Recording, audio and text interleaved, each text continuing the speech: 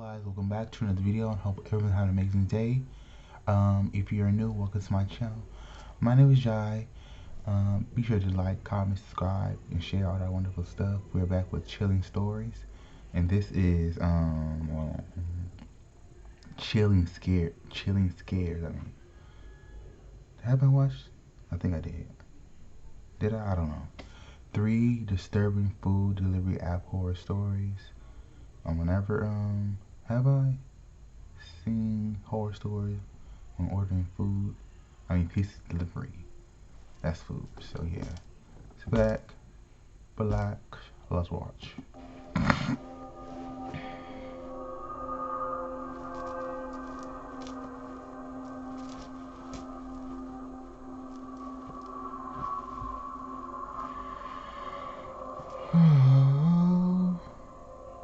I used to occasionally deliver for DoorDash on the weekends. This happened about a year ago, and at the time DoorDash was new to my area. Not many people used it, but if you worked at the right times, you could still make well above minimum wage. It was a Friday night, and I got a request in the app to deliver to a house around 8 miles away. The house was on a deeply wooded back road, with absolutely no streetlights. Like, literally, if you turned your headlights off at this time of the night, you were completely blind. I delivered to a house in this area once before, but that was when it was light out, which, trust me, is a way different scene. I didn't have much for phone service, so it was difficult to find exactly where I needed to be. But after a while, I finally found the place. The house seemed pretty similar to a lot of the other houses in the area, secluded looking, and right on the edge of being able to comfortably call it abandoned. I pulled up to the house, and because of the limited visibility, I decided to keep my car's headlights on while I dropped off the food at the door. But to do this, I had to keep the keys in the ignition, and so I did. I figured it wouldn't be the end of the world if I left my car running for an extra 30 seconds. I took the bag of food to the front door. Somebody gonna steal I knocked a few times, and waited about 20 seconds when my phone went off. I was getting a call from a blocked caller ID. I decided to answer it in case it had anything to do with the food I was delivering. It was some man who sounded completely normal. He explained how he was the one who placed the DoorDash order, and he then asked me if I could just bring it to him around back. I was already sketched out as is, He watching so I you. told the guy no way. If he wanted his food, he needed to come to me up front. But to that, the line just went dead. I told myself I'd wait at the front door for 1 more minute, and if this guy didn't show up, I was just gonna leave. Maybe 30 seconds passed, and the guy did show up. The front door opened, and I looked at the dude. He was wearing a black ski mask, and was just standing there looking at me. I held out the food, but he made no reaction. That's when the guy yelled out, "Alright, now!" Right as he said this, 3 men, also wearing ski masks, came sprinting out from around the back of the house towards me. My flight reaction kicked in immediately, and I ran straight to my car. I opened the door, put it in drive, and had the pedal to the floor in no less than 2 seconds. The men were able to hit my car a good amount of times before I was able to drive off. With what, I don't know, but something strong enough to break my back passenger side window and make a few other dents. Not even a minute into driving off, and I got 2 back-to-back calls from a blocked caller ID that I can only assume were both from the same guy. I let both calls ring until they stopped. Usually I was shaking uncontrollably and still struggling to regain my composure. deliverer But after a few minutes, I calmed down enough to call the police and report the incident. And that was that. I don't know what ended up happening, and I genuinely don't want to know. I've tried to distance myself from the whole situation as much as possible. It's beyond terrifying for me to imagine what those guys had planned for me that night. A part of me thinks it was just to rob me, but another part of me thinks they wanted to kidnap me, or worse.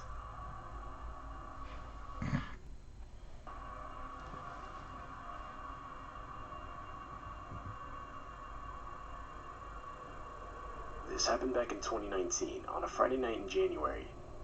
I had just gotten back from work, and was honestly way too tired to make my own food. I always heard good things about food delivery apps, and so I figured that night was the perfect night to finally download one and try it out. I just downloaded the first one that showed up. I then made an account, placed an order at a semi-nearby restaurant, and turned on Netflix to watch while I waited for it to arrive. Okay. Now, it's worth mentioning that on this night in particular, there was a lot of snow on the ground, The app said the delivery would take around 20 minutes, but I figured that didn't account for the terrible driving conditions. I honestly assumed it would probably take double that. I can't remember exactly how much time had passed, but it finally got to a point where I figured I'd just forget it and cancel the order. But right before I did, I got a message from the driver. Word for word, the message read, "Can't find your house. What's your personal phone number?" Now, you gotta remember, I had just downloaded the app that night, so I didn't know if it was common or not for drivers to ask for their customers' personal phone numbers. But I ended up giving it to him anyway. Around 10 minutes later, he would contact me, but not over a phone call like I expected. The guy texted me, saying he'd be at my place with the food in 10 minutes. This unsettled me a bit. I was under the impression he needed my phone number so he could call me and give better directions, but I just tried to brush it off. Around 10 minutes later, I would get another text saying he left the food on my doorstep. I went outside to get it and sent a text back thanking him. I figured that was that. But around midnight, I would get another text. It was the delivery driver. The text simply read, That's weird. "I really liked your sweatshirt." Oh. This was now getting extremely weird, as the text suggested that the guy had stayed to watch me grab the food from my doorstep. I tried to play it cool, and responded with something like, Mind you, text yeah, that at thanks. midnight. It's pretty nice. I can't remember everything that was said next, but it was some string of multiple texts that were something along the lines of, "So how's your night going? What are you up to?" and various other seemingly harmless messages. To these, I didn't respond. At the end of the day, I told myself I didn't know this guy, and I had no obligation to keep a conversation going. So, I just went to bed. But come morning, I would wake up to 20-something texts, and multiple missed calls, all from the same number. It was again that same delivery driver. Block. The last text was sent at 3 a.m., and as I scrolled through the texts, two in particular caught my eye. One of them read, "I'm outside your house," and the other said, "I can't see anything through your window. Nope. It's too dark."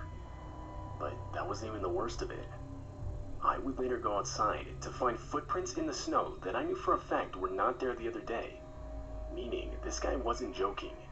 He had actually showed up to my house, and by the looks of the footprints, had walked around it multiple times. I've since moved, and haven't received another text from the number.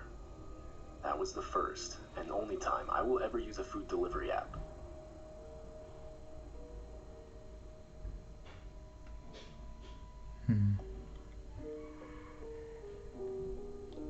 I'm 27, I mean, it and depends where currently you out of live, work. I think. I don't know. I recently got laid off at my job, as the company I worked for was starting to go under. So, in an effort to keep up with the bills, I started delivering for Uber Eats part-time. My friend suggested it, and so I figured I'd give it a try until I found another job. To my surprise, it was actually good money. The only thing I didn't like was some of the places the app had me delivered to. I live in a city with a lot of sketchy areas. I try to stay away from those areas while delivering, but there's only so much you can do. This night, a Saturday, I got a McDonald's order. I usually don't accept those ones, but this night was strangely dead, which was weird. Saturday nights are usually the busiest for Uber Eats. Anyway, I pick up the order and start heading towards the address I'm given. Instantly, I realized it was not in the best area, but by this point, I decided to just suck it up. I pulled up to the house, and right away the vibe was off. It was completely dark with not a single light on in the house. Usually there's at least a light on upstairs, or something that would signal someone being awake and waiting for their order. But the house seemed dead. Nevertheless, I put the car in park, turned off the engine, grabbed the order, and started walking towards the door. I walked onto the porch, and as I reached for the front door, I saw it. The door was slightly cracked open. I knocked, and as I did, the door opened slightly more. I yelled out that I had an Uber Eats order, and right away some man walked to the front door, like as if he'd just been waiting right there. As he got closer, I got a good look at him. Now, I'm not one to judge a person by their physical appearance, but this guy was practically covered head to toe in tattoos. It's extremely intimidating. Definitely not someone you'd want to mess with. He had this look of frustration, or almost anger on his face.